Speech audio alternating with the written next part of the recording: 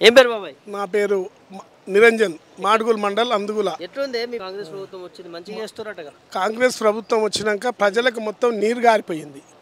ప్రజలు మొత్తం ఏదో వస్తుంది తింటాం, లంక బిందెలు ఈయనన్నారు కానీ ఈయన బంగారు బిందెలు తీసుకొచ్చిస్తాడని ప్రజలు ఓట్టేసారు. ఆ లంక బిందెలు వెళ్తాయి అనుకొని తీసుకొస్తే ప్రజలకేం బంగారు బిందెలు ఇస్తున్నాడు.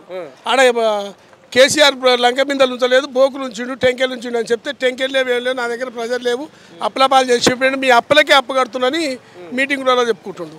నువ్వు అప్పులు చేస్తాడో ఏం చేస్తాడో కానీ మా ప్రజలకు పైసలు ఇస్తామన్నది ఒక్కటి కూడా ఇవ్వలేకపోయినావు అని ప్రజలు మొత్తం రివర్స్ అయిపోయి మళ్ళీ కాంగ్రెస్ అంటే ఓటు వేయకుండా ప్రజలు ఎవరిని పోయి అడిగినా ఇంకా నా మళ్ళీ వస్తాడా అనే ఆడుకుంటారు. పింఛన్లు ఇస్తాను ప్రజలకు, పెంచిస్తా, అన్ని డబల్, అన్ని వాగ్దానాలు మొత్తం డబల్ ఇస్తాను. నీకు ఎందుకని ఉంటే అరే ఎవరైనా మేము పత్తులు మేము రైతులం కాబట్టి 10 రూపాయల కూలి ఇస్తా కింటల్ కంటే 20 రూపాయల కూలి ఇస్తా అంటే ఆయన దగ్గరికే వస్తారు. ఈ రకంగా హామీలు ఇచ్చినందుకు ప్రజలు మార్పు కోడిరు. పార్టీలు దుల్లేప్పుడు వ్యక్తిగతంగా కూలి ఎక్కువ వస్తుంది. నేను 10 రూపాయల కింటలు తీస్తున్నంటే 20 రూపాయల కింటలు ఇస్తుంటే మొత్తం నా దగ్గరికి వచ్చి రైతులు తీసేది. ఇది కూడా అట్నే గారు పరిపాలన కాంగ్రెస్ వాళ్ళు ఏం చెప్పేసారు, రేవంత్ రెడ్డి గారికి అదే చెప్పారు. నేను 2000 ఇస్తా, 4000 ఇస్తా, 6000 ఇస్తా, లేకపోతే నేను రైతులకు 7500 ఇచ్చే 15000 ఇస్తా మీకు అని చెప్పి మోసం చేసి ఇప్పటికి ఒక్కటి కూడా అమలు కాకుండా పోయింది. రైతులకు ఇప్పుడు కరెక్ట్గా ఇచ్చేటందుకు మనకు పోయినసారి కేసీఆర్ ఇచ్చిన పైసలు వాడుకొని అబ్బే ఇచ్చిండు. ఇప్పటి వరకు రైతు బంధు కూడా అందరికి ఇస్తలేడు. ఎకరా 2 ఎకరాలు ఉన్న వాళ్ళకే ఇచ్చిండు. లాస్ట్ టైం అంటే 3 ఎకరాలు అన్నారు. 10 ఎకరాలకు ఉన్నోనికి వేయలే, 2 ఎకరాలు ఉన్నోనికి వేయలే, ఇంకెవ్వరికి వేయలేకపోతుండ్రు. అప్పుడు 100 ఎకరాలు ఉన్న రైతులకు కూడా తీసుకొని ఎవరు కూడా ఆపదికి లేకుండా ఎంత రైతుకు కూడా పైసలు డబ్బులు జేబులో పెట్టుకొని ఉన్నాడు. ఇప్పుడు పైసల ఇబ్బంది లక్షణ. ఇప్పుడు 15 నెలల ఒక్కరి దగ్గర కూడా డబ్బులు లేక ఈనంగా ఈ రైతులు ఆందోళన పడి కరెంటు లేదు ఏంటివి లేకుండా ఇబ్బంది పడిపోయి ఆత్మహత్యల పాలైపోయింది. అప్పుడే సంవత్సరంన్నరకే 10 ఏళ్ల సంవత్సరం వల్ల ఒక్క రైతు కూడా చనిపోయిన పేరు లేదు. అటువంటి సమస్యలతో కాంగ్రెస్ ప్రభుత్వం పరిపాలన చేస్తుంది కాబట్టి ప్రజలు మార్పు మళ్ళీ కూడా ఎమ్మడే ఇప్పుడు పెడితే మార్పు కోరుతందుకు రెడీ గురు జనాలు ఎవరికైనా సరే. కాంగ్రెస్ అనేది కాకుండా మార్పిస్తుంది ఎవరు కూడా ఓటేస్తుంది. పోతే మీరు మళ్ళీ వస్తురా ప్రజలకు ఏడ మీటింగ్ పోయినా ఎవరైనా మీరు ఏమిచ్చారు వస్తున్నారని ప్రజలు అడుగుతున్నారు, నిలదీస్తున్నారు. ప్రభుత్వం దగ్గర కూడా ఖజానా డబ్బులు లేవని ముఖ్యమంత్రి అంటున్నాడు కానీ వాళ్ళు ఖాళీ చేసిపోయారు అంటున్నారు. ఖాళీ చేసిపోయేటందుకనే చేసి పెట్టారు మాకు అప్పు కట్టేటప్పుడు. సార్ ప్రజలు అప్పు చేసిందని నేను చెప్పలేను. నేను వస్తే అప్పు చేసినా సరే నీకు ఇస్తా, వాగ్దానాలు చేస్తున్నా, డబ్బులు ఇస్తా, మీకు ఆయనకన్నా ఎక్కువ పరిపాలన చేస్తా, మీకు సరిపోయిన డబ్బులు ఇస్తా, మిమ్మల్ని బ్రతికించుకుంటా, నేను కంటికి రెప్పలాగా చూసుకుంటా, 2 లక్షల రూపాయలు ఇస్తాప్పుడు ఏం చెప్పేసిండు, 5 నిమిషాలలో పోయి మళ్ళీ తెచ్చుకోపోరి, నేను ఎక్కిన తర్వాత 9వ తారీఖు ఎప్పుడో ప్రమాణ స్వీకారం చేయంగానే డబ్బులు ఇస్తా, మీకు 2 లక్షలు మాఫీ చేస్తున్నాడు. ఆ మాఫీతో నిజంగానే 2 లక్షలు చేసుకున్న వాళ్ళు ఉన్నారు. కాకుండా అట్లా అయిపోయినాక ఈయన ఎక్కినాక కూడా 2 లక్షల నుండి 3 లక్షల వడ్డీ అయ్యి మిగిలిన వాళ్ళకి ఏం చెప్పిండు, వడ్డీ కట్టుకోకపోయి 2 లక్షలు మాఫీ చేస్తున్నాడు. అట్లా 4 లక్షలు ఉన్న 2 లక్షలు కట్టి ఇప్పుడు రైతులు చాలా మంది ఆత్మహత్య చేసుకుని చచ్చిపోయినారు. అరే నెల రోజులకే వస్తాయన్నాడు కదా, 2 లక్షలు 4 లక్షలు ఉంది, నాకు 2 లక్షలు కడితే 2 లక్షలు మాఫీ అవుతుంది అనుకొని 2 లక్షలు కట్టారు బ్యాంకులలో.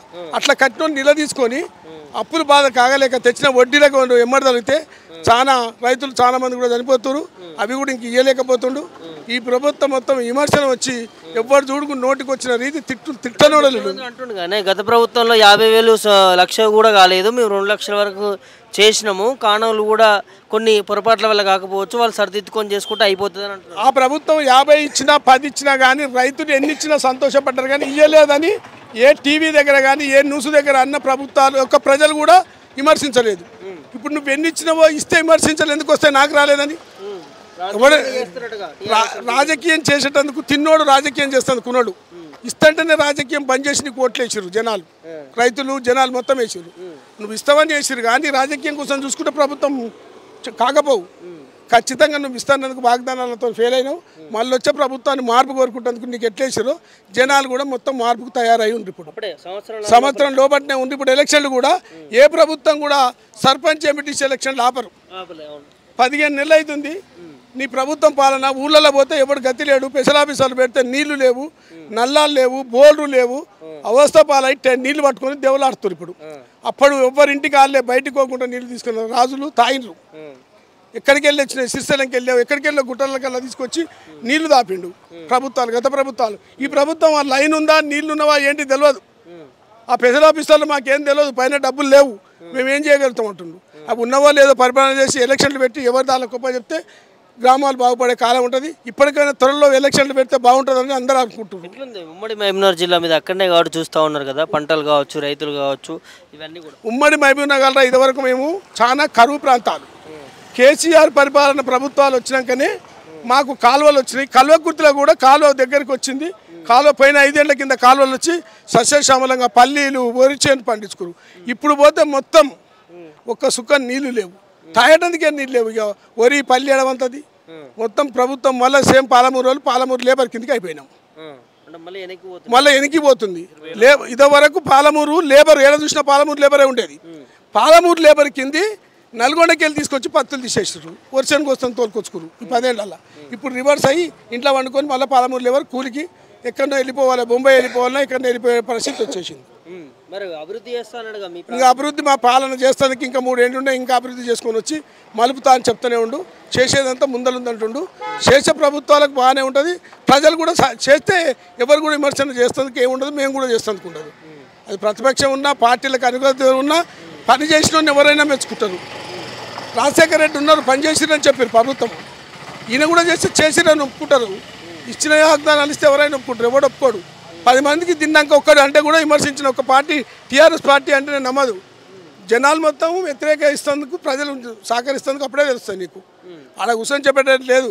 కేసీఆర్ గారు ఫామ్ హౌస్లో వంతున్నాడు, కానీ నువ్వే హౌస్లో వంతున్నావు అనేది ప్రజలకు తెలుసు. నువ్వు మొత్తం వీకేసి ఎప్పుడొచ్చినా ప్రజలకు పాలన నేను అందుబాటులో ఉంటా, ఎప్పుడు కలుస్తాను కంచెలు తీసేసినావు. ఇవాళ కంచె లేదు, ఆఫీసు లేదు, ముఖ్యమంత్రి ఏముంటాడో దొరికేది లేదు. ఆ రోజులో దొరికినా దొరకకుండా ప్రభుత్వాలు ఇంటికి ఉంటే పంపించారు. ఒక్క స్కీమ్ కూడా ప్రజలు అడగలేదు. ఆయన సొంత నిర్ణయంతో ప్రజలకు ఇంటికి వచ్చినాయి. అన్ని ఖాతా పడి తీసుకునేది అన్నమాట డబ్బులు. ఇప్పుడు ఖాతాకి ఎదురు చూస్తే కూడా డబ్బులు లేవు. కాబట్టి పాలన మంచిగా లేదనుకుని ప్రజలంతా అంటారు. మేము కూడా బాగాలేదు, అభివృద్ధికి అయితే లేదు. ఇప్పటికైనా సాధ్యమైన వరకు ప్రజలకు బాగా చేసి సహకరిస్తే తెలంగాణ ప్రభుత్వం బాగుంటుందని కోరిక.